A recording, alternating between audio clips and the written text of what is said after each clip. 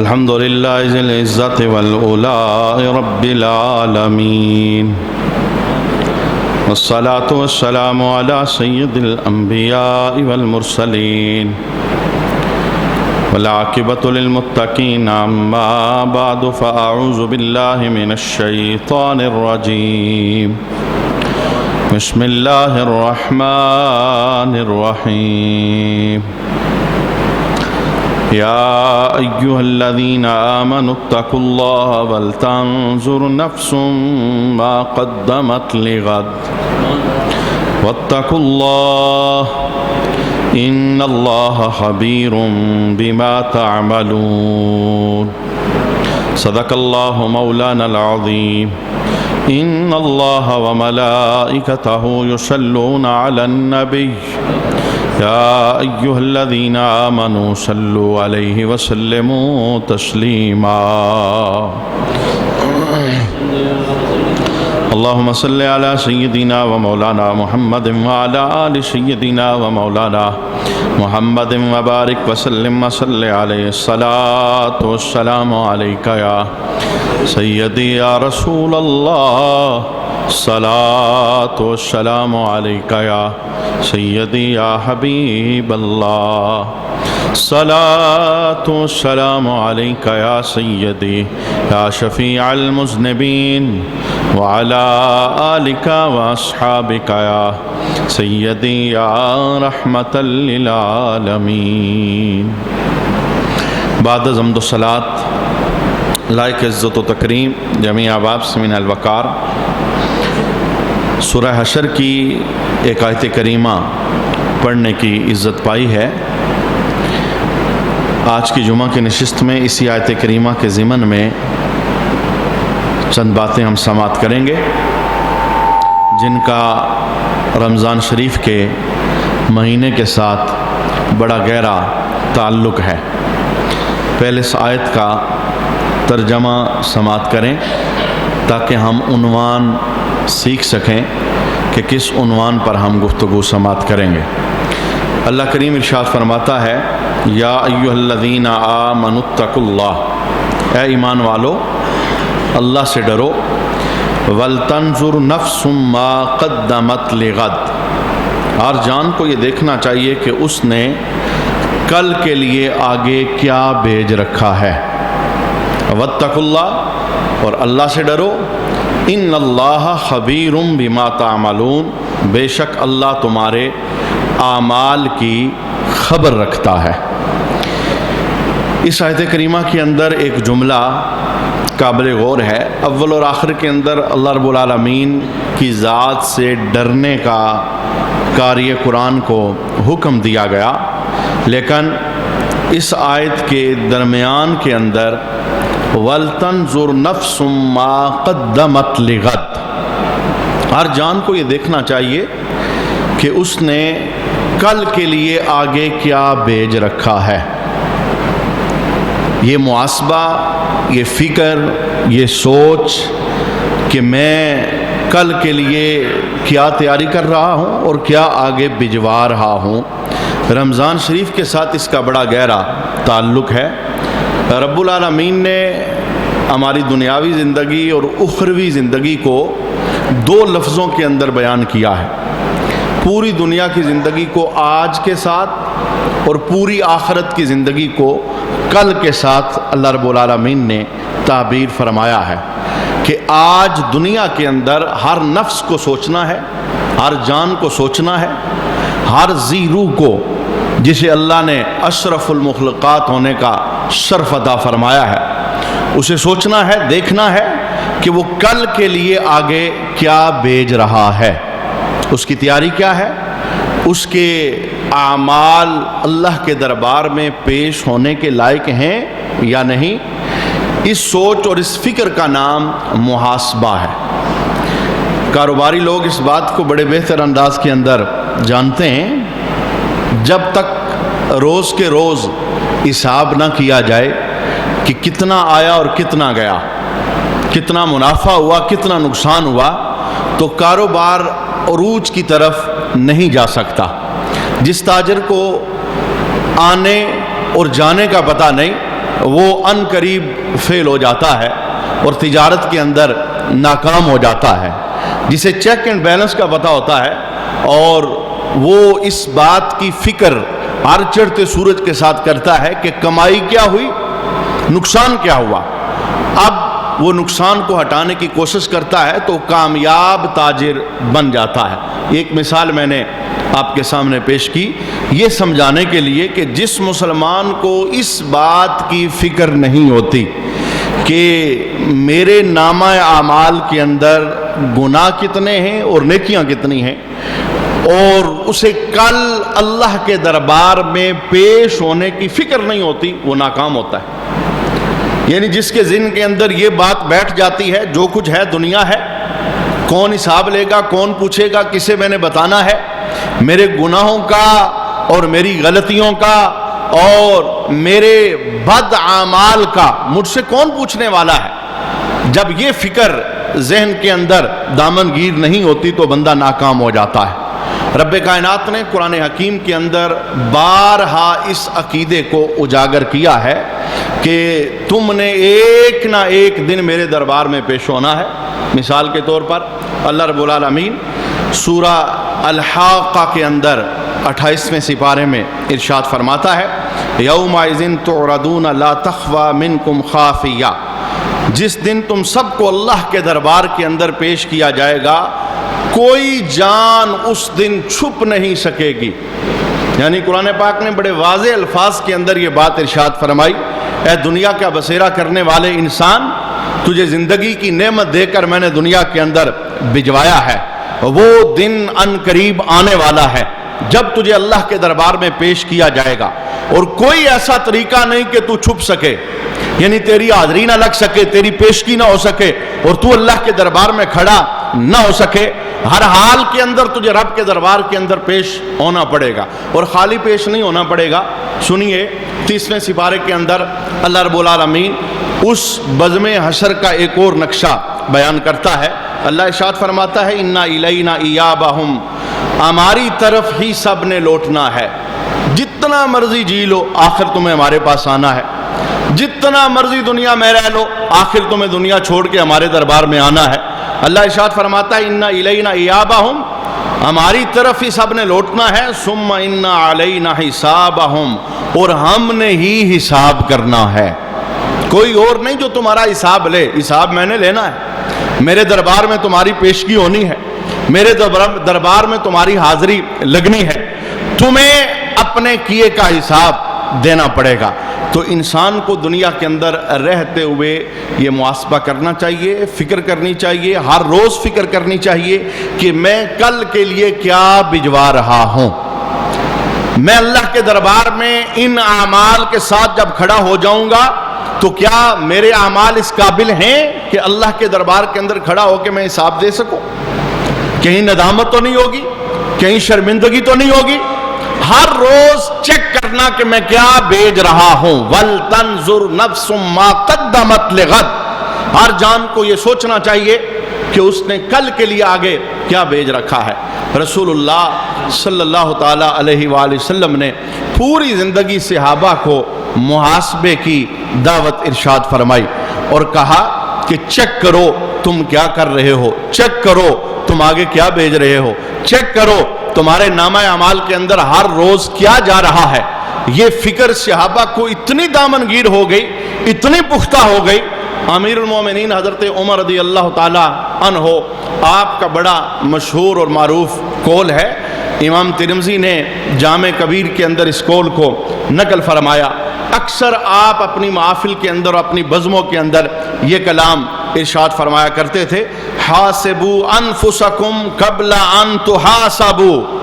حضرت عمر رضی اللہ تعالی عنہ رسول اللہ صلی اللہ علیہ وسلم سے تربیت لینے والے یہ جملہ اپنی بزموں میں بولا کرتے تھے اور اپنے مقتدیوں کو یہ بتایا کرتے تھے۔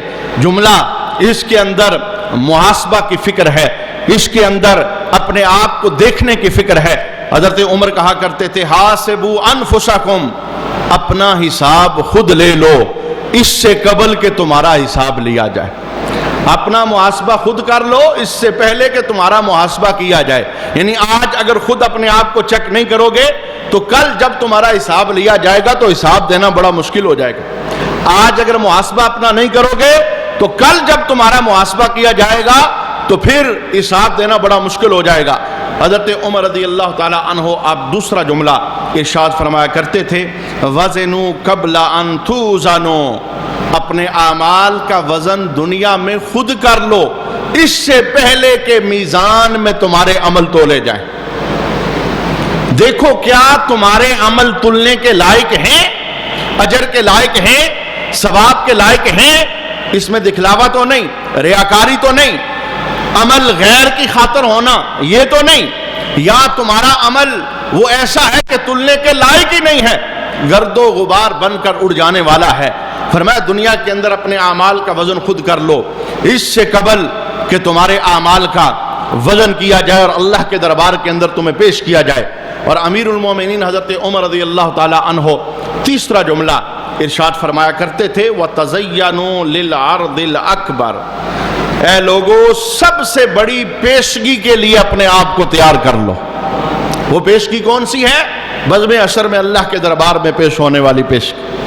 اے لوگو اپنے آپ کو تیار کرو، دنیا میں اللہ نے تمہیں تیاری کے لیے بھجوایا ہے، دنیا میں اللہ نے تمہیں فکر کے لیے بھجوایا ہے، دنیا میں اللہ نے تمہیں عبادت کے لیے بھجوایا ہے. غافل بن کے زندگی بسر کرو گے، کل پیشگی اللہ کے دربار میں ہوگی تو ندامت اور شرمندگی کا سامنا کرنا پڑے گا. تو حضرت عمر رضی اللہ تعالی عنہ اس دن کے لیے ڈرایا کرتے تھے، اس دن کے آنے سے پہلے پہلے حساب اپنا خود کر لو، اس دن کے آنے سے پہلے پہلے اپنے اعمال کے وزن خود چیک کر لو، اس دن کے آنے سے پہلے پہلے جب تمہیں اللہ کے دربار میں پیش کیا جائے گا اپنی فکر کر لو اور دیکھ لو کہ تم جو کر رہے ہو کیا یہ اللہ کے دربار میں پیش کرنے کے لائق ہے. بڑا سخت دن ہے بزم حشر کا.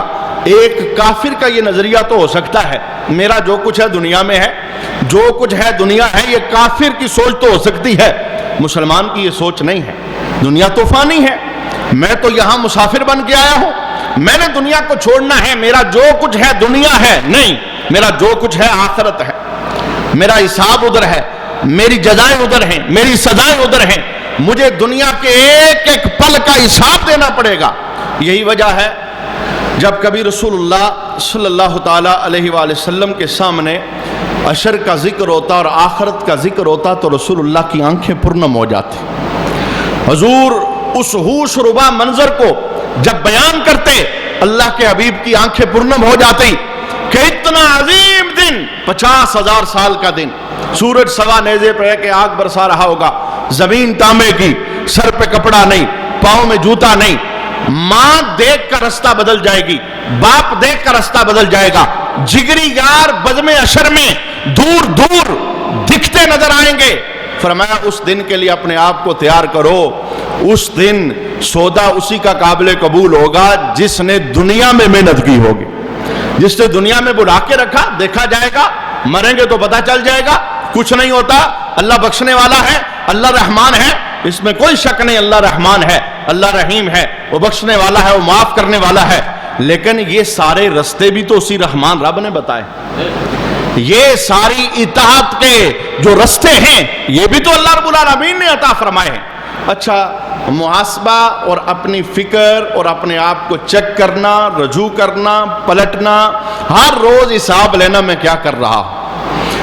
بہت ساری چیزیں ہیں شریعت کے اندر جو بیان ہوئی ہیں. میں آج کی جمعہ کے اندر محاسبہ کے چند طریقے آپ کے سامنے بیان کرنا چاہتا ہوں جس سے ہم یہ دیکھ سکیں گے اور یہ سوچ پختہ ہو جائے گی اور اللہ کے دربار کے اندر محاسبہ کرنا، رجوع کرنا، نیکیاں کرنا، گناہوں سے بچنا آسان ہو جائے گا. سب سے پہلے نمبر پر یوں بھی محاسبہ کیا جا سکتا ہے کہ انسان دنیا کے اندر رہتے ہوئے انعامات خداوندی کو دیکھے اور اپنی عبادت کو دیکھے. مجھے اللہ دے کیا رہا ہے، بدلے میں میں کر کیا رہا ہوں، یہ سوچ پیدا کرے.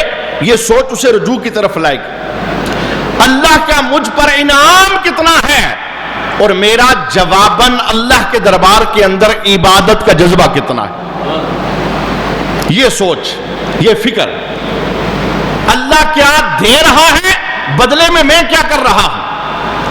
ہر ذی عقل بندہ یہ بات جانتا ہے کہ اللہ نے ہمیں کتنا نوازا ہوا ہے۔ اس کی نعمتوں کی اگر ہم گنتی کرنا چاہیں تو کیلکولیٹر بس کر جائے گا، پر اس کے انعامات کی بارشوں کو کیلکولیٹ کیا جا سکتا۔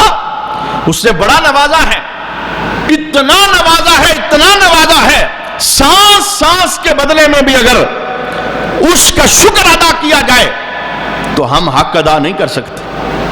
میں اس کی ایک مثال حدیث شریف سے دینا چاہتا ہوں، یہ سوچ پیدا کی جائے رب نے مجھے کیا دیا ہے، بدلے میں کیا کر رہا ہوں۔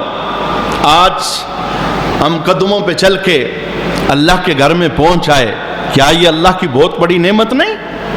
کتنے ایسے ہیں جن کے پاس قدموں کی نعمت نہیں ہے، گھر میں ہیں، بسترے پر ہیں، ہاسپٹل میں ہیں، معذور ہیں، چل نہیں سکتے۔ میں آپ کو دیکھ رہا ہوں، آپ مجھے دیکھ رہے ہو، کتنی بڑی اللہ کی نعمت ہے۔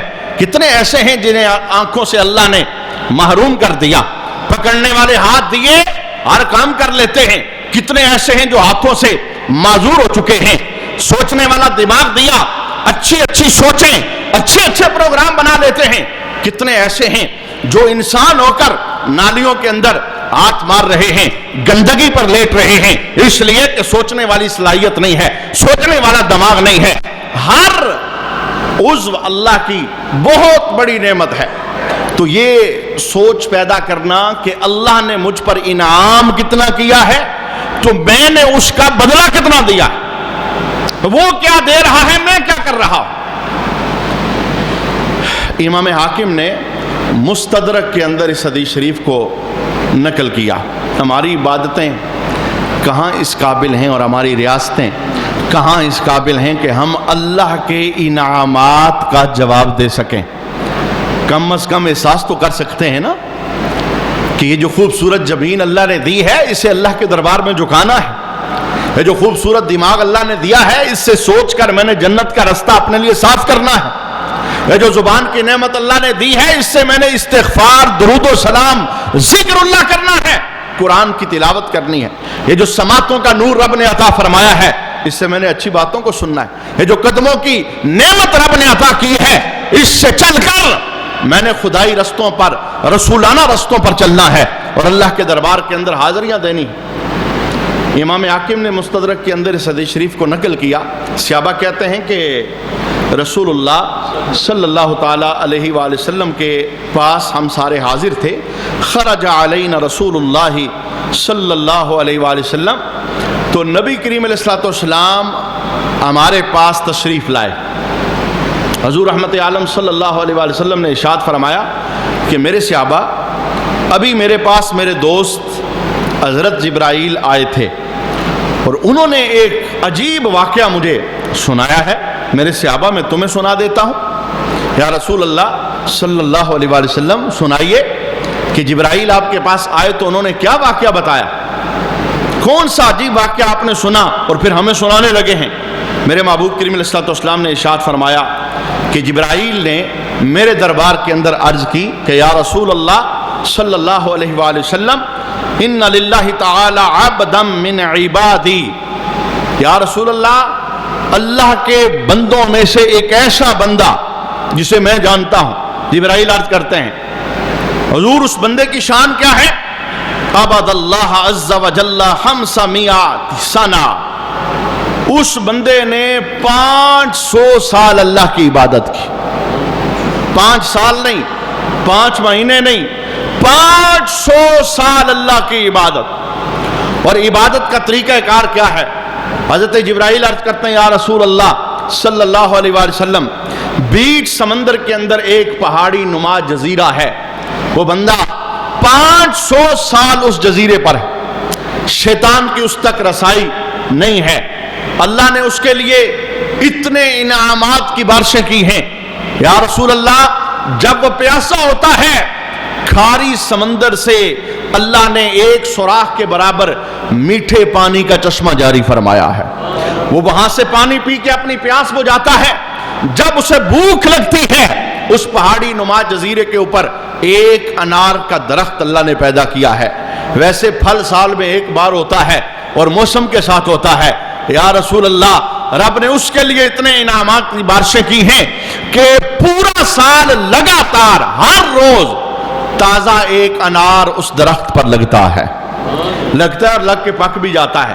اسے بھوک لگتی ہے تو انار کھا لیتا ہے, پیاس لگتی ہے تو پانی پی لیتا ہے.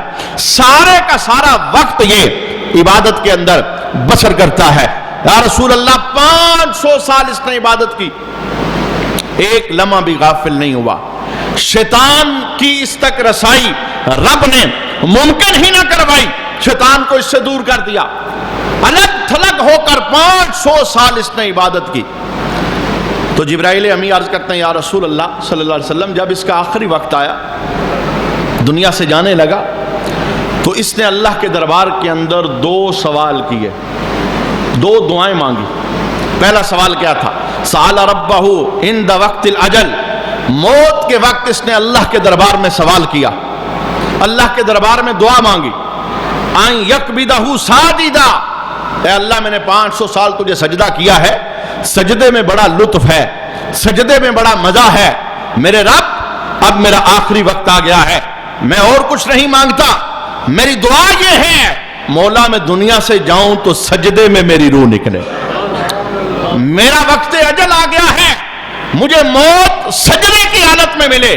جبرائیل عرض کرتے ہیں یا رسول اللہ, رب نے اس کی اس دعا کو قبول فرمایا. اچھا, اس نے ایک موت کے وقت دوسری دعا مانگی. دوسری دعا کیا تھی کہ یا رب جب سجدے کے اندر میری روح نکل جائے اور میں سجدے کی حالت کے اندر ہوں, میرے مولا میری ایک دعا اور قبول کرنا. وہ دعا کیا تھی؟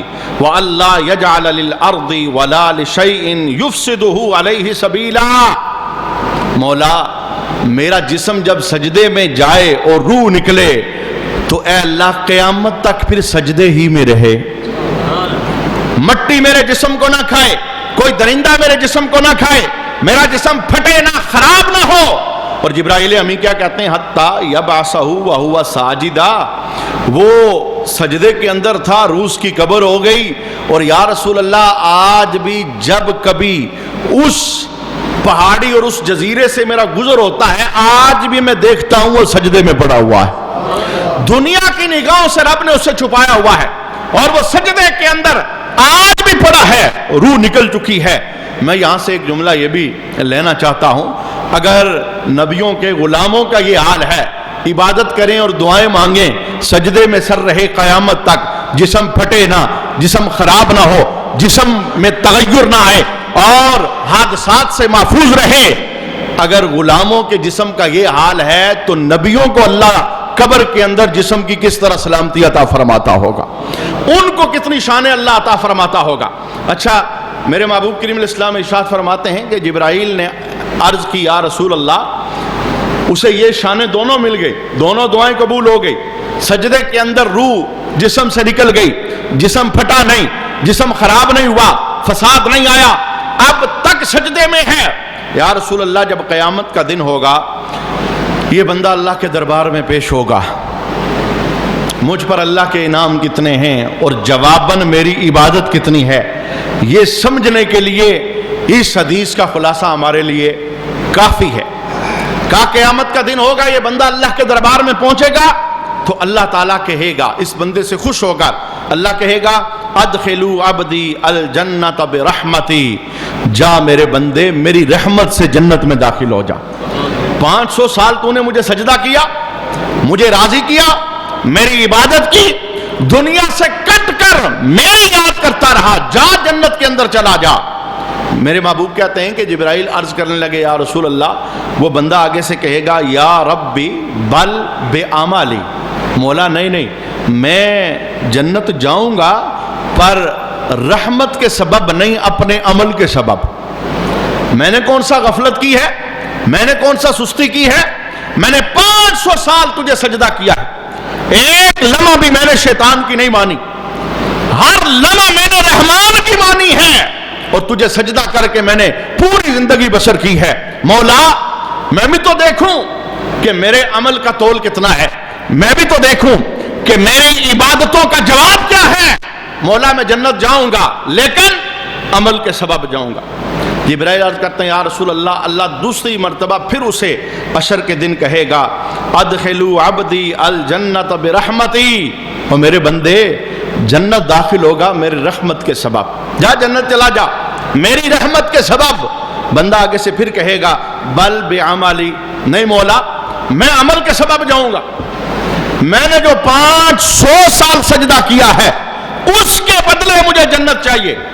جبرائیل عرض کرتے ہیں یا رسول اللہ تیسری مرتبہ اللہ پھر کہے گا ادخلوا عبدی الجنت برحمتی، میرے بندے کو میری رحمت سے جنت داخل کر دو۔ بندہ پھر وہی ضد پر قائم رہے گا، مولا نہیں بل بعملی، میں عمل کے سبب جنت جانا چاہتا ہوں، میرے سجدے میری آہوزاریاں 500 سال جو میں نے نافرمانی نہیں کی، ہر لمحہ میں نے تیری مان کر گزاری ہے، میں دیکھنا چاہتا ہوں کہ ان 500 سال کے سجدوں کی قیمت کیا ہے۔ اللہ ارشاد فرمائے گا قائسو عبدی بنعمتی علیہ، ٹھیک ہے میرا بندہ ضد کرتا ہے تو پھر اسے میرے دربار میں کھڑا کر دو، ایک طرف اس کے سجدے رکھو، ایک طرف اس کی 500 سال کی عبادت رکھو، اور دوسری طرف جو میں نے اسے نعمتیں دی تھی اس میں سے کوئی ایک نعمت رکھ دو، ساری نہیں، 500 سال جو نعمتیں اس نے استعمال کی ہیں ساری نہیں، کوئی ایک نعمت۔ جبرائیل عرض کرتے ہیں یا رسول اللہ اس بندے کو میزان پر لے جایا جائے گا، ایک طرف اس کے سجدے، ایک طرف 500 سال کی عبادت، اور دوسری طرف کیا ہوگا فتوجد نعمت البصری، اس کی نعمتوں میں سے ایک نعمت جسے آنکھ کہا جاتا ہے،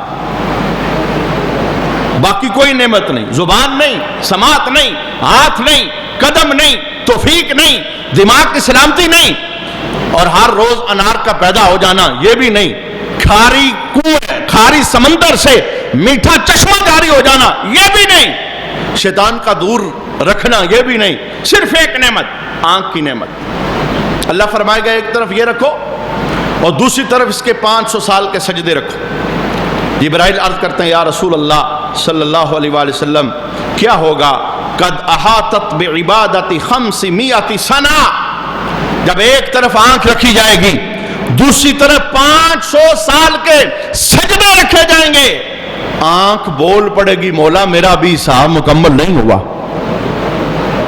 یہ تو کچھ بھی نہیں، اس کے سجدے کم ہیں، اس نے مجھ سے دیکھا زیادہ ہے، مجھ سے فائدہ زیادہ لیا ہے۔ مجھے بتائیں اگر 500 سال کے سجدے وہ ایک دیکھنے والی آنکھ جو اللہ نے دی ہے اس کے برابر نہیں، یہ ان سجدوں سے بڑی نعمت ہے۔ ہماری تو عمر ہی 60 سال ہے، 70 سال ہے، 80 سال، اور اس میں سے ایک زمانہ غفلت میں گزر جاتا ہے۔ کہاں اللہ کے انعامات اور کہاں ہماری عبادت ہے۔ ہمارے لوگ تو اتنے غافل واقع ہوئے ہیں، کرونا کا وائرس یا یہ بیماری کیا آئی، لوگوں نے مساجد سے رخ بدل دیے، حفاظ نے مسجدوں میں قرآن پڑھنا چھوڑ دیا۔ یہ تو وہ لمحہ تھا، جھکنا چاہیے تھا، پلٹنا چاہیے تھا، سجدہ چاہیے تھا، رجوع چاہیے تھا، لوگ غافل ہو گئے۔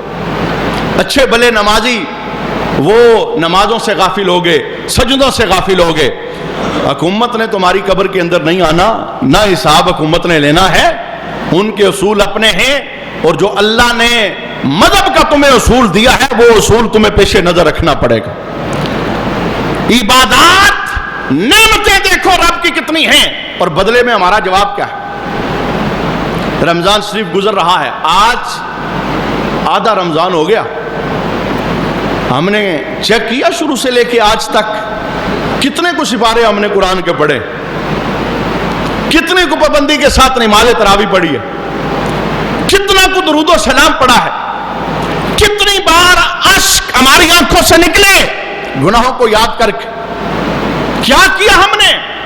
رمضان تو ہر سال کی طرح آتا ہے، بیت جاتا ہے، لیکن کیوں آتا ہے؟ یہ دھونا چاہتا ہے ہمیں، یہ ستھرا کرنا چاہتا ہے ہمیں۔ رمضان کا مقدس مہینہ یہ ہمیں سبق دیتا ہے، محاسبہ کرو اپنا محاسبہ، ٹوٹے رشتے بحال کرو, آ جاؤ اللہ کے دربار کے اندر, رجوع کر لو. میں نے پہلا طریقہ آپ کے سامنے عرض کیا, رب کا انعام دیکھو. ہر بندہ دیکھے نا مجھ پر اللہ کی کتنی نعمتیں. میری کوئی شکل صورت بہت اچھی تھی کہ رزق اللہ نے میری دہلیز تک پہنچایا, کاروبار اللہ نے مجھے ستھرا دیا, ہر نعمت جو میں سوچتا ہوں خرید لیتا ہوں اللہ نے مجھے عطا فرمائی. میں نے بدلے میں کیا کیا؟ مجھ سے تو 5 گانا سجدہ نہ ہو سکا, میں تو اللہ کو راضی نہ کر سکا. نافرمانیوں پر نافرمانیاں, غفلتوں پر غفلتیں, سستیوں پر سستیاں. اللہ کہتا ہے وَلْتَنْظُرْ نَفْسٌ مَا قَدَّمَتْ لِغَدٍ. ہر جان کو دیکھنا چاہیے کہ اس نے کل کے لیے کیا بھیجا ہے, کیا کیا اس نے کل کے لیے, کیا بھیجا اس نے کل کے لیے. میں محاسبہ کا ایک دوسرا طریقہ مختصراً کہنا چاہتا ہوں, اسے ذہن کے اندر رکھیں, محاسبہ کرنا آسان ہو جائے گا. دیکھیے, انسان جب کوئی غلطی کرتا ہے نا تو اسے ایک بات کا ڈر ہوتا ہے. جس محلے میں رہتا ہے, سوسائٹی میں رہتا ہے, رشتہ داروں میں رہتا ہے, دوستوں میں رہتا ہے, ایک بات کا اسے ڈر ہوتا ہے. کیا یار کسی کو پتہ چل گیا تو کیا ہوگا؟ وہ گناہ کرتا ہے سامنے نہیں کرتا, بند کمروں میں, بند پردوں میں چھپ کر وہ چاہتا ہے میری غلطیوں کا کسی کو علم نہ ہو. کتنا نادان ہے انسان, قرآن کی تعلیم سے کتنا غافل ہے. گناہ اس وجہ سے چھپ کے کرتا ہے جاسوسی نہ ہو جائے, پتہ نہ چل جائے محلے داروں کو, رشتہ داروں کو, گھر والوں کو میں کتنا پاپی ہوں. آؤ میں کچھ جاسوسوں کے متعلق بتاتا ہوں. جتنا مرضی چھپو, رب نے جاسوس اپنے بڑے پکے چھوڑے ہوئے. قرآن کی آیت, سب سے پہلا جاسوس کیا ہے ہر بندے کے ساتھ؟ اللہ ارشاد فرماتا ہے ما یلفظ من قول الا لدیہ رقیب عتید. ہم نے فرشتے بھی ساتھ رکھے ہیں, جو تم بولتے ہو فوراً لکھ لیتے ہیں. میڈیا کے رپورٹر اتنے پکے نہیں, ان سے غلطیاں ہو جاتی ہیں, وہ جھوٹ لکھ دیتے ہیں. نہ ہونے والی باتوں کو بھی وہ ہونا بیان کر دیتے ہیں, ان کی باتوں کے اندر کوئی صداقت نہیں. لیکن یہ جو رپورٹر ہیں نا, یہ جھوٹ نہیں بولتے. گناہ ایسی جگہ کروں کسی کو پتہ نہ چلے, جہاں بھی جاؤ گے یہ ساتھ ہیں, یہ رپورٹ بنا رہے ہیں, یہ محفوظ کر رہے ہیں. ان کی ویڈیو ڈیلیٹ ہونے والی نہیں, ان کا ڈیٹا وہ مٹنے والا نہیں, ضائع ہونے والا نہیں. اور پھر سب سے بڑھ کر وہ ذات بھی تو ہے نا, لا تاخذہ سنۃ ولا نوم. میرا رب جسے نہ نیند آتی ہے نہ اونگ آتی ہے, پوری کائنات کو دیکھ رہا ہے اور برابر دیکھ رہا ہے, ہر وقت دیکھ رہا ہے. اللہ نے نظام عدل بنایا, دیکھ تو وہ خود بھی رہا ہے, لیکن اس نے نظام عدل بنایا کہ بندے یہ نہ کہیں مجھ پر ظلم ہوا. اس نے 7 فرشتے لگا دی, تم لکھو. اور رسول اللہ صلی اللہ علیہ وآلہ وسلم نے صحابہ کے سامنے جس وقت قرآن پاک کی اس آیت کی تلاوت کی, یومئذ تحدث اخبارها, کہ قرآن پاک کی آیت کریمہ ہے کہ قیامت کا وہ دن جس دن زمین اپنی خبریں بیان کرے گی. کوئی بھی پاپی پاپ کرتا ہے زمین سے باہر تو نہیں جا سکتا, جہاں بھی جائے گا زمین پر گناہ کرے گا, زمین پر. اور قرآن کیا کہتا ہے, یومئذ تحدث اخبارها, وہ دن جس دن زمین اپنی خبریں بیان کرے گی. جب رسول اللہ نے اس آیت کو پڑھا نا تو حضور نے پوچھا, میرے صحابہ اتدرون ما اخبارها, تمہیں پتہ ہے زمین کیا خبریں بیان کرے گی؟ صحابہ عرض کرتے ہیں اللہ و رسولہ عالم, حضور اللہ جانتا ہے یا اللہ کا رسول جانتا ہے, ہمیں نہیں پتا. حضور بتا دیں زمین کیا خبریں بیان کرے گی. اب سنیے, اس زمین کی خبریں کیا ہیں؟ ہمارا گھر بھی تو زمین پر ہے, ہماری دکان بھی تو زمین پر ہے, جتنے پاپ کے اڈے ہیں زمین پر ہیں. محلے داروں سے بندہ چھپ سکتا ہے, یاروں دوستوں سے بندہ چھپ سکتا ہے, رشتہ داروں سے چھپ سکتا ہے, لیکن یہ جاسوس رب نے چھوڑا ہے زمین. قرآن کی آیت ہے, انکار کرو تو کافر ہو جاؤ. یومئذ تحدث اخبارها, آج زمین اپنی خبریں بیان کرے گی۔ اللہ کے حبیب نے کہا تمہیں پتہ ہے کیا خبریں ہیں؟ کون سی خبریں بیان کر؟ حضور نہیں پتا، اللہ جانتا ہے، اللہ کا رسول جانتا ہے۔ سنیے رسول اللہ نے جملہ کیا ارشاد فرمایا۔ حضور فرمانے لگے ان اخبارہا ان تشہد علی کل عبد بما عمل علی ظہرہا، زمین کی خبریں یہ ہیں کہ زمین قیامت کے دن ہر بندے کے متعلق کہے گی کہ اس نے میرے اوپر کیا کیا ہے۔ یہ خاموش رپورٹر ہے، زمین کے ذرے بولیں گے، جاسوس ہر وقت ہمارے ساتھ ہے، اور قیامت کے دن زمین بول کے کہے گی عمل کذا و کذا فی یوم کذا و کذا، مولا اس نے فلاں دن یہ کیا تھا، اس نے فلاں دن یہ کیا تھا، اس نے فلاں دن یہ کیا تھا۔ اور میں کہتا ہوں اگر اس رپورٹر سے بھی کوئی چھپ جائے، چھپ تو سکتا ہی کوئی نہیں، لیکن کسی کے ذہن میں ہو زمین میری گواہی نہ دے، کسی کے ذہن میں ہو فرشتے میری گواہی نہ دے، تو رب کائنات نے ایک گواہ ہمارے جسم میں بھی پیدا کیا ہے۔ کون سا؟ قیامت کے دن ایک بندہ اللہ کے دربار میں کہے گا مولا ساری زندگی تو نے ظلم نہیں کیا، اے اللہ آج زمین میرے لیے گواہ نہ بنانا، آسمان گواہ نہ بنانا، کسی چیز سے گواہی نہیں، اگر گواہی لینی ہے میرے جسم سے لے لے۔ اللہ کہے گا ٹھیک ہے تیرا فیصلہ قبول ہے، مسلم کے اندر حدیث شریف موجود ہے۔ اللہ کہے گا ٹھیک ہے اس کے منہ پر مہر لگا دو، زبان نہیں بولے گی، ہاتھ بولے گا، ہاتھ۔ اس نے کیا کیا؟ قدم بولیں گے، کہاں کہاں گے، آنکھ بولے گی، کیا کیا دیکھا، جسم کا ہر ہر عضو بولے گا۔ اور جس وقت یہ گواہیاں دیں گے نا تو بندہ کہے گا کہ اے اعضاء ساری زندگی میں نے تمہارے ساتھ وفا کی، آج تم نے بے وفائی کر دی، آج میرے خلاف بولنے لگ گئے۔ تو جناب جب ہاتھ ہمارا اپنا نہیں ہے، قدم ہمارے اپنے نہیں ہیں، آنکھ ہماری اپنی نہیں ہے، کل بزم حشر میں یہ ساری چیزیں ہمارے خلاف بولیں گی، آج انہیں نافرمانی میں نہ لگاؤ، انہیں اللہ کی فرمانبرداری میں لگاؤ۔